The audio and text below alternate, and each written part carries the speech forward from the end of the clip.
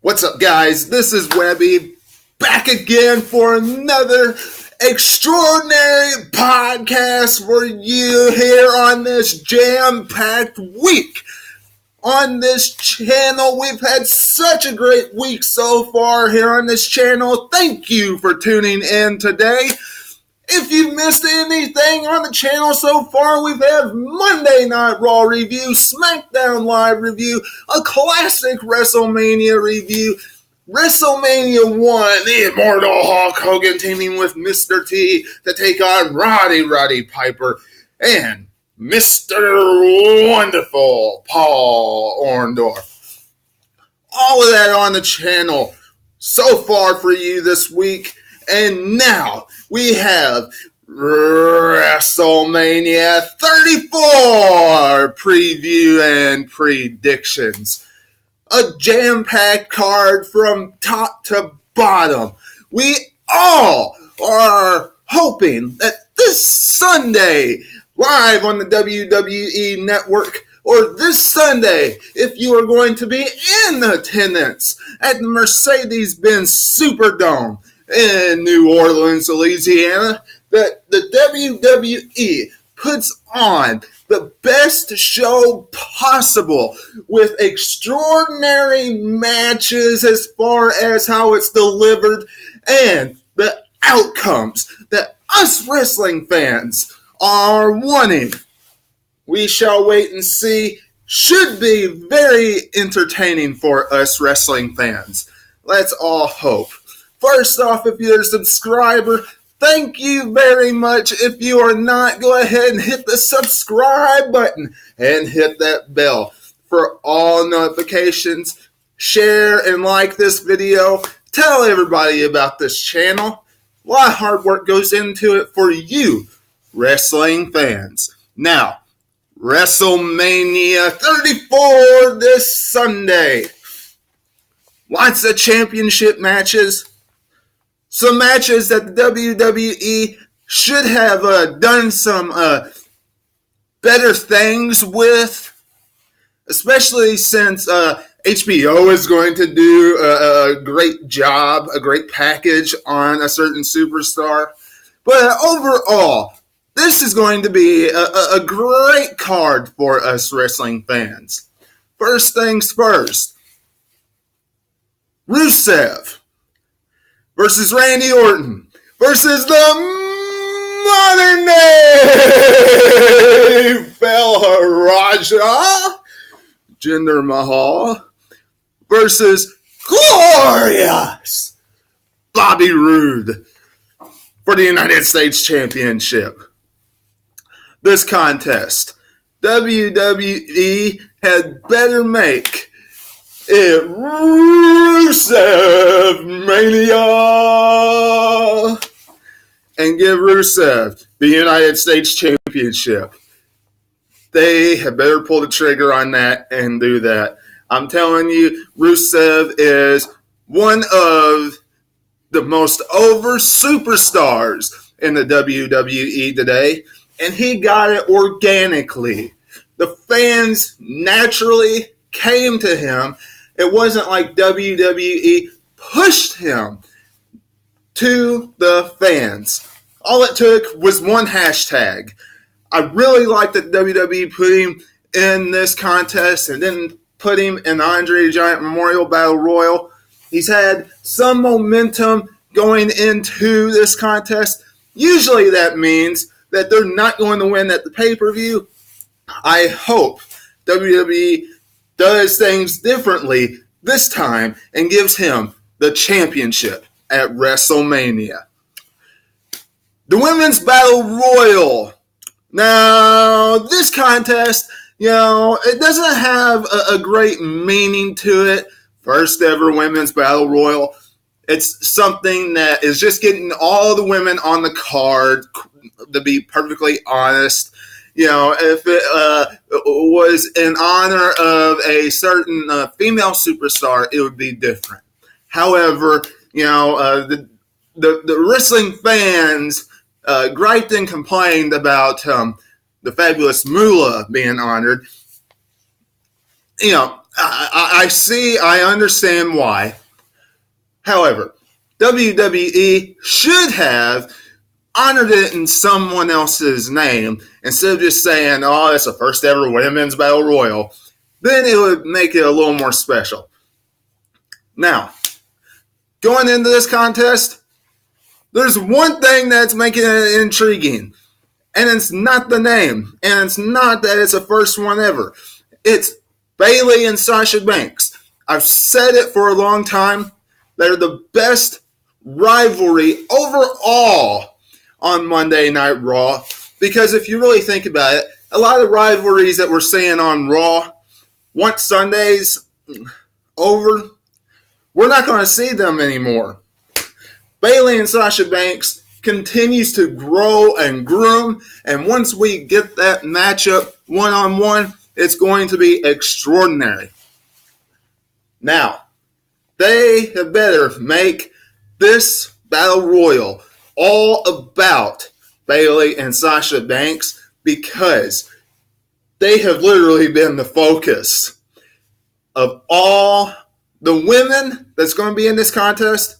Those two are going to be the main focus everybody's going to be watching for. So make it about them. The Miz versus Seth Rollins versus Finn Balor for the Intercontinental Championship. This is going to be a knockdown, drag-out affair.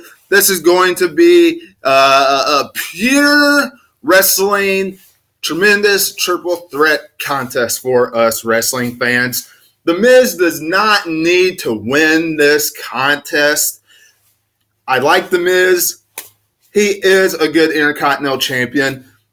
He has been. Right now, is he a good IC champion? Not really, and that's because how he's booked on Raw. He's good at talking people into the arena as far as his championship matches and how he retains them. It's a little lacking because it's the same rinse and repeat, championship match after championship match. Now, Finn Balor and Seth Rollins have been getting the upper hand week in and week out throughout this entire build. So usually that means that The Miz is going to retain his championship. I don't see it being Seth Rollins. Seth Rollins got the victory this past Monday over Finn Balor. Finn Balor needs this more than anybody in this matchup. The Miz probably wants to go and spend more time with his son and his wife, since how his son is born now. So I can see him dropping the IC championship either at WrestleMania or the Raw after Mania in like some rematch. But I think Finn Balor needs it the most. Finn Balor's who I'm banking on. The Undertaker versus You Can't See Me, John Cena. Now, this isn't announced yet. They've been building this matchup for weeks now. We all know it's going to happen. The Undertaker has been silent. I haven't heard a word from him. Not one word have we heard from the dead man. Is he going to show up all dressed in black? Hear the gong? Is he going to show up on a bike with Kid Rock playing his music? We shall find out. Either way, it's hard to predict who's going to win this contest, because on one hand, do you really want The Undertaker to come back to the WWE and be 23-3 at WrestleMania?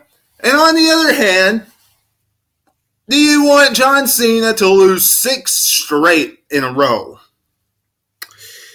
Now, I quite frankly, and this could just be because I'm an Undertaker mark, but I don't want The Undertaker to be 23-3. Now, even if he does win, I think it's time for him to, say goodbye and go into the Hall of Fame next year. Because, look, you can only have so many more comebacks, and his matches have decreased year in and year out. Whatever the case, it doesn't make any sense. There's nobody else for him to face after John Cena. So he doesn't need to come back after this year, and put him in the Hall of Fame next. As far as John Cena is concerned, keep doing what you're doing. You do an awesome job with it. The Andre the Giant Memorial Battle Royal. Now, this contest, WWE should have did a better job with it. WWE should have not put it on the pre-show like they say it's going to be on. Because not as many people is going to see the pre-show. Because HBO is doing a documentary on Andre the Giant.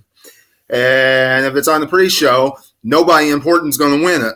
It's just going to be a jobber, and nobody's going to get elevated in their career. Therefore, you have once again treated this contest like dirt. And you have once again taken all interest in this contest out for us wrestling fans, and we don't care about it. So, honestly, who cares who wins? There you go. The Bludgeon Brothers versus the Usos versus the New Day for the SmackDown Live Tag Team Championship. This contest I am looking forward to. This contest. These guys, all of them, put on tremendous matches each and every time they're in the squared circle, and the Bludgeon Brothers deserve the tag team titles. The Usos have had their time with the tag titles. They can be the best champions, the best tag team out there in the WWE without the championship. The New Day have seen their day with the tag team championship. They don't need it anymore. Quite frankly, they're in there to just add some more intrigue, to add some more pop for the matchup. The Bludgeon Brothers, Harper and Rowan, have never held the tag team championship since they have been in the WWE, not even under the Wyatt family. They deserve the tag team titles, and I like what they have done with this gimmick. Give it to them, WWE. Make the right decision. Daniel Bryan. Yes, yes, yes, yes, yes, yes, yes, yes, yes, yes. Teaming with Shane O'Mac, Dollar versus the Nope Movement, Kevin Owens and Sami Zayn. Two ways you can look at this. First, do you want Daniel Bryan to come back and lose on his first match? Do you? Because if he does, Kevin Owens and Sami Zayn stay in SmackDown's roster. Now, I don't want to see that, and I'm sure a lot of you don't want to see that. It doesn't make sense for what's coming up. Because I can see the writing on the wall of what's going to happen. Daniel Bryan wins. And I'm predicting Daniel Bryan wins. You keep Kevin Owens and Sami Zayn fired from SmackDown. The draft is about to happen. Superstar shakeup. You put Kevin Owens and Sami Zayn on Raw. Never said that they were completely fired from WWE. They said that they were not welcome back on SmackDown anymore. So Daniel Bryan wins. Daniel Bryan and Shane win. Kevin Owens and Sami Zayn go over the Raw when the Superstar shakeup happens. And until that time happens when they have the Superstar shakeup, you can have Kevin Owens and Sami Zayn run through the audience and yell and say that they want to go to Raw and so on and so forth and cause havoc throughout the arenas, all over, cause chaos. You can do stuff like that. But my bet, everything is Daniel Bryan picks up his first victory back in the WWE.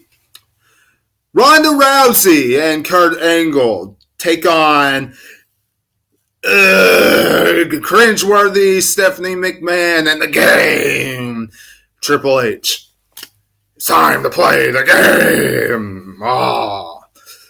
This contest. Ronda Rousey and Kurt Angle is going to win. There you go. It's a no-brainer.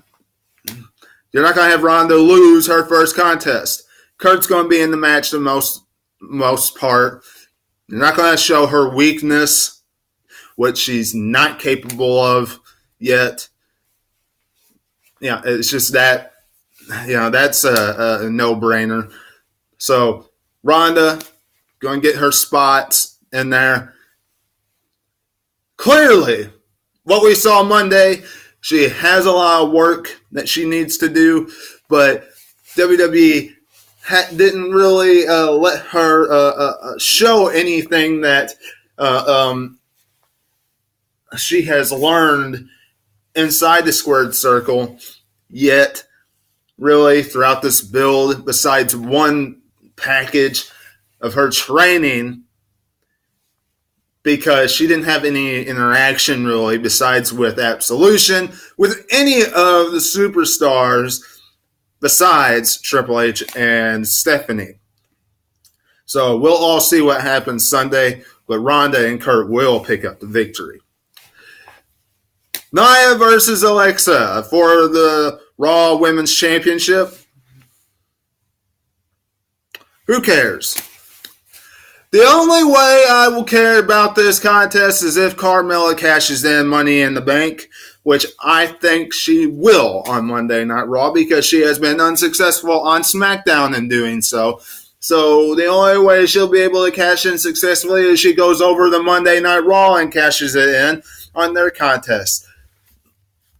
And plus, Asuka's coming to SmackDown and winning the championship. You have to put another female, you have to trade a superstar. So give the championship to Carmella. Do what she did 3 years ago in California with Seth Rollins. And Carmella would get a huge pop from that audience because it's like what the WWE always says, it's an unusual crowd. It is an unusual crowd. It's a crowd that speaks its mind. It's a crowd that has fun. It's a crowd that goes ballistic everywhere. Anytime something happens, the crowd around WrestleMania is just ecstatic. That crowd will eat up Carmella cashing in on a match that absolutely has had zero interest as far as build to it. Do it, WWE. Have her cash in. So that's what I'm predicting with that. Now, whether she cashes in on Nia, the unstoppable force, I think Nia will probably lose this contest, or she'll win it by disqualification. And then, Alexa will get like brutalized or Samoan dropped. And then Carmella will come in once Nia's gone and cash in on Alexa Bliss. That's my prediction on that. You all let me know what you're thinking in the comments below, but that's the way I think WWE is going to go with this. Mustafa Ali versus Cedric Alexander. Now, this contest, I really think WWE is making a huge mistake with. They're taking this contest and sticking it on the first hour of the pre-show. You know how many people is going to be watching this first hour? Little to none. Little to none. You think anybody's going to watch the first hour of the pre-show when all they do is build up the hype of the matches? And the hype of the matches that they build up are the least important matches. Nobody watches that. And I'm not saying I'm the biggest cruiserweight division fan. I don't even watch 205 Live. But when you look at what they've done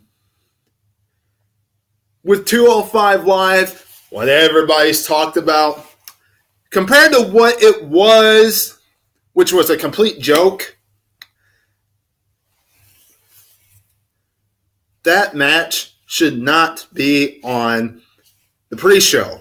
And if it's on the pre-show, it should at least be on the second hour of the pre-show. That way USA Network is showing it. And that way everybody that's watching the pre-show on the USA Network, they would be tuning in for it. Simple as that. Just my thoughts on that. You all let me know what you're thinking on the comments below. But at least if it was on the second hour, the people watching it on the USA Network would be familiar with these two superstars. Whatever.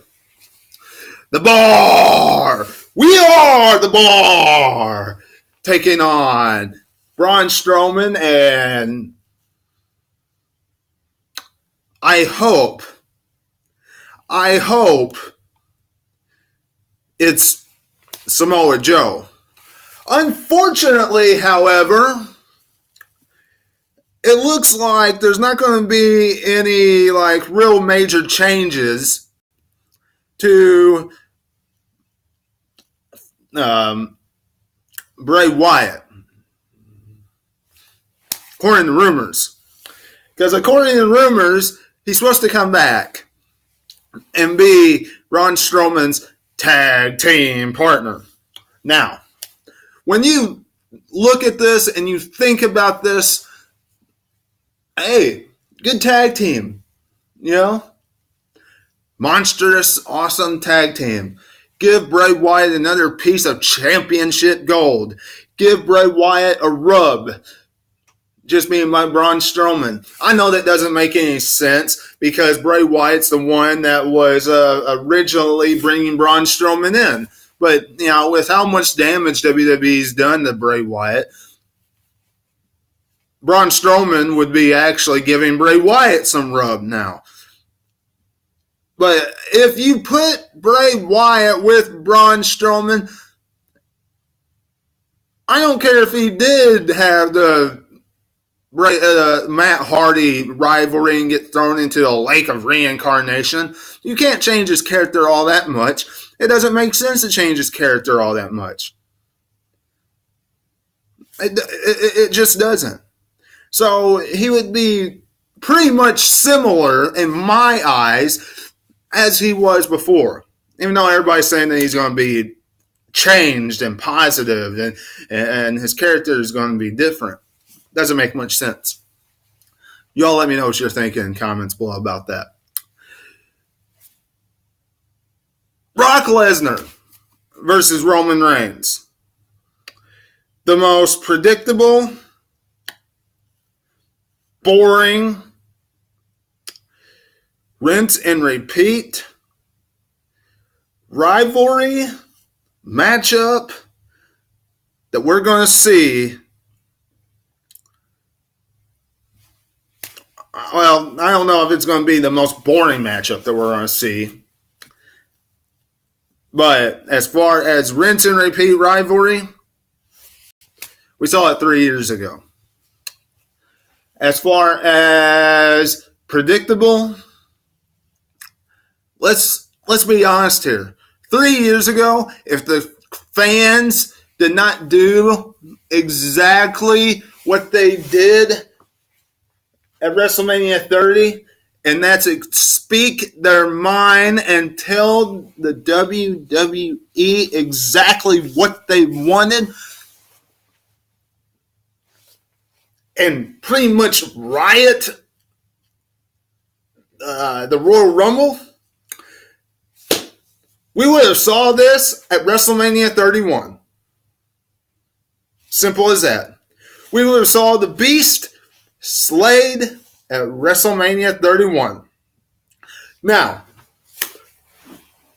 for all of you that think that this is going to be just as important, that means just as important, that this is going to be just as awesome,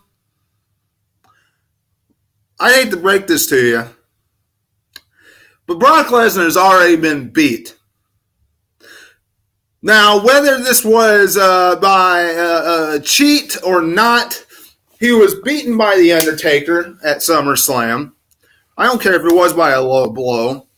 He was beat by Goldberg.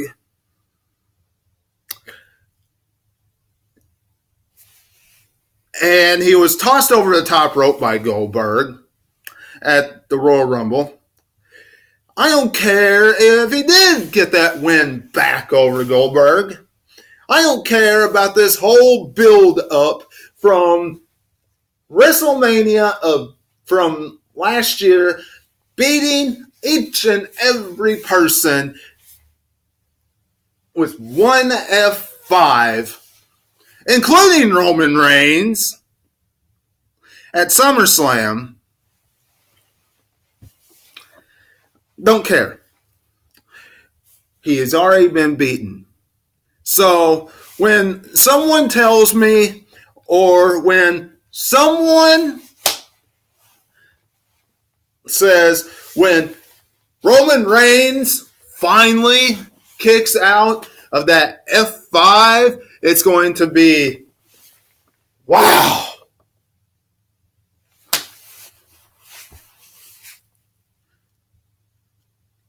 No. When someone tells me that when Roman Reigns finally slays the Beast, it's going to be, wow. No. It's already been done. It's already been done since Brock Lesnar's been back. More than just those two times. You know? And I'm not trying to just bash all over this. But the first thing that they tried to do didn't work. And that was when Brock Lesnar was painted as this guy that didn't care about the WWE and didn't care about the fans, which we already knew. But we still like to see him. The majority of us.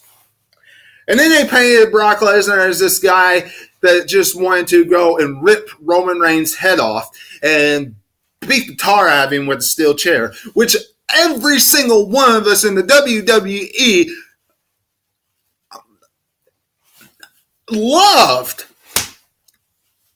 There was cheers, Roman Reigns being on the ground, getting meleeed with a steel chair.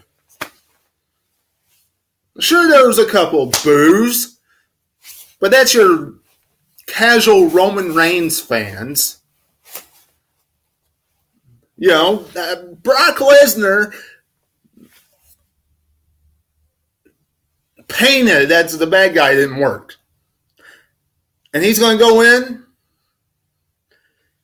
and he's going to get beaten with one spear. Predictable. And once Brock Lesnar's beaten,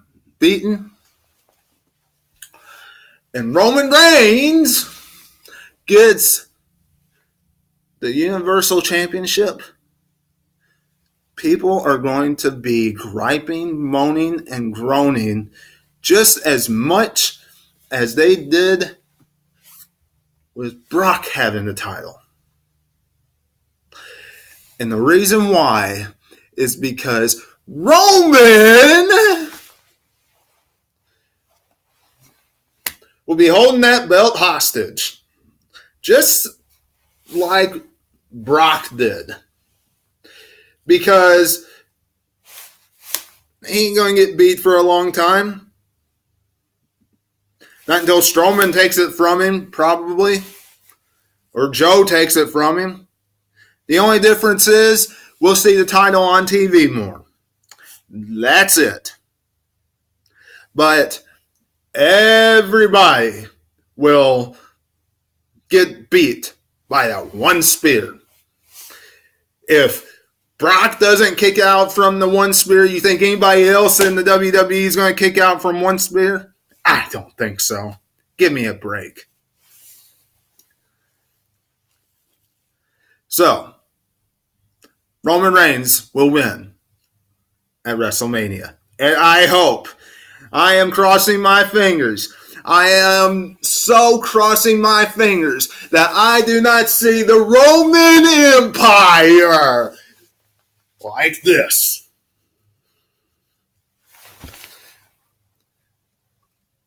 And the fireworks go off as the show goes off the air. I hope I don't see it. I have a feeling we're going to. Again. And finally, the match we are all waiting for. AJ Styles versus Shinsuke Nakamura for the WWE Championship. A match that hasn't had too much build, but a match that we all want to see. A match that's going to be for that pure wrestling fan. A match that we have wanted to see ever since both of them have been in the WWE. A match that, you know, some people want AJ Styles to win and some people want Nakamura to win, and you're going to hear that throughout the entire contest. Everybody's going to be on their feet. Everybody's going to be chanting their names, and I don't think anybody is going to be disappointed whoever wins. A lot of people think it's going to be Shinsuke Nakamura's crowning moment and thinks that should be Shinsuke Nakamura's crowning moment.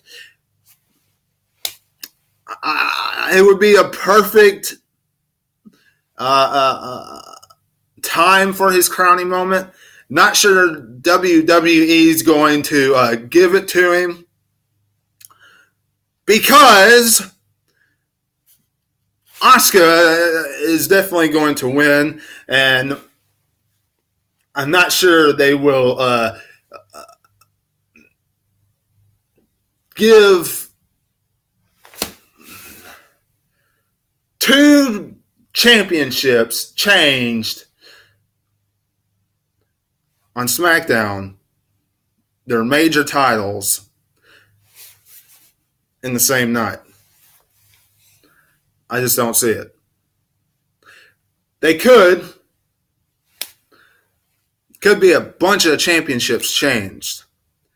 But WWE, without a doubt, has given us the match that we all have been wanting.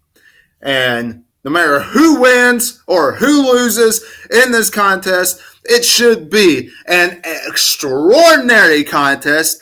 It should be a match for the ages. It should be a match that we all will remember. And it should be a contest that no matter what, if you had seen the match from the Tokyo Dome, taking you back to that. And it's still the show. Can't wait to see it. I'm sure you all are in agreement with that. And this is your WrestleMania 34 preview and predictions. I hope you've enjoyed this podcast. Let me know what you're thinking in the comments below. Don't forget to subscribe, hit the bell for all notifications, and go back and watch anything that you've missed on the channel this week. And go over to Facebook and like my page at 2007 Webby. Takes you straight to it once you get on the Facebook. Much appreciated for all you do here on YouTube and over on Facebook by following me.